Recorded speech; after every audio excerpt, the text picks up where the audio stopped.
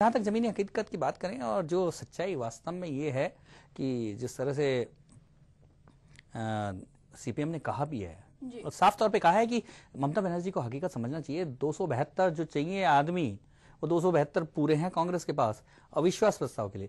लेकिन एफडीआई का ऐसा मुद्दा है सुनीता, उसमें डीएमके शायद कांग्रेस का साथ नहीं दे, उसमें शायद हो सकता है मुलायम सिंह गायब हो जाए और मायावती भी एब्सटेन रह जाए।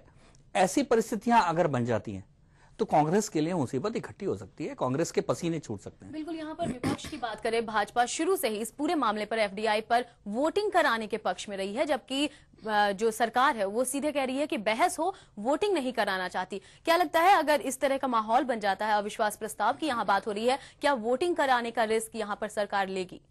देखो सुनीता, यही है कि वोटिंग अगर कराई जाती है तो वो भी एक सरकार के एक बिल पर विश्वास और अविश्वास का, यानी कि सरकार के ऊपर विश्वास और अविश्वास की बात आती है। अगर बिल गिर जाता है जी, तो सरकार हार जाती है। सरकार यदि सदन में हार जाती है तो इसका मतलब सीधा सीधा ये होता है कि सरकार ने बहुमत खो दिया है। इसलिए सैद्धांतिक रूप से ऐसा कहा जाता है सरकार हार गई, सरकार ने बहुमत खो दिया, सरकार के पास बहुमत खत्म हो गया है। लेकिन अविश्वास प्रस्ताव में जो कि हालत ये है कि डीएमके भी क्योंकि कांग्रेस के साथ है तो कांग्रेस को साथ देगी, तो ऐसी स्थिति में शायद अभी ऊहापों में, और मुझे लगता है एनडीए की जैसे अभी बैठक होने जा रही है, एनडीए भी ये तय करेगा कोई कि ममता बनर्जी को कहेगा कि देखिए आप लेके तो आइए, कोशिश कीजिए और हम माहौल को देखकर तभी निर्णय लेंगे। मुझे जो लगता है कुछ ऐसा ही गोलमाल निर्णय होगा, क्योंकि वो ममता बनर्जी को सीधे सीधे नाराज भी नहीं करना चाहते। आगे की राजनीति, जो चुनावी राजनीति, ये कहती है ममता बनर्जी कहीं ना कहीं एनडीए में फिट हो या तीसरे मोर्चे में फिट हो, तो वो फिट करने की जो राजनीति है उसमें सीधे सीधे मना भी नहीं करेंगे, लेकिन हाँ भी नहीं करेंगे। बिल्कुल, तो यहाँ पर ममता के अविश्वास प्रस्ताव की बात हो रही है कि क्या ममता बनर्जी लाएंगी अविश्वास प्रस्ताव या फिर एक बार फिर से वो अपने कदम वापस खींच लेंगी मौके की नजाकत को देखते हुए। आगे भी इस पर चर्चा होगी, लेकिन फिलहाल रुकते हैं एक छोटे से ब्रेक के लिए।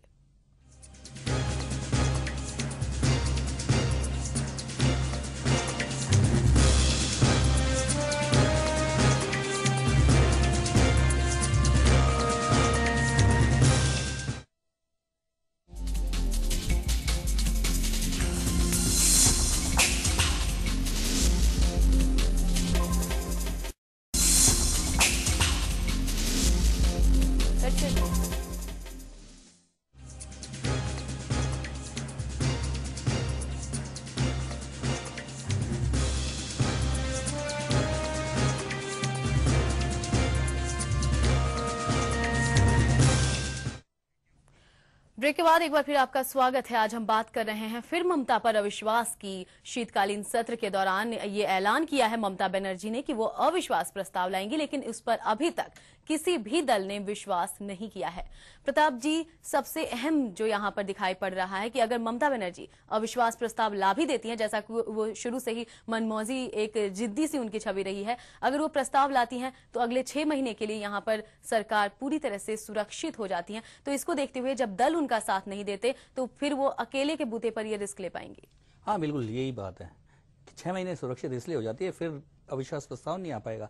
ये हमारे जो संसदीय कानून है वो सीधा सीधा कहता है सुनीता। इसलिए सबसे बड़ी बात है कि जब सामने दिखाई दे रहा है यदि एनडीए पूरी तरह से समर्थन कर भी देता है, उसके बावजूद 272 नहीं जुट पाएंगे, क्योंकि इस समय कांग्रेस के पास अगर नंबर का गेम देखा जाए तो 300 के से ज्यादा जो सांसद हैं उसको समर्थन दे रहे हैं।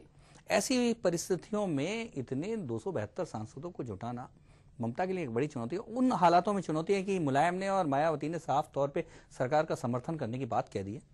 दूसरी बात, डीएमके का अभी पता नहीं है कि डीएमके सरकार के साथ रहेगी या नहीं रहेगी।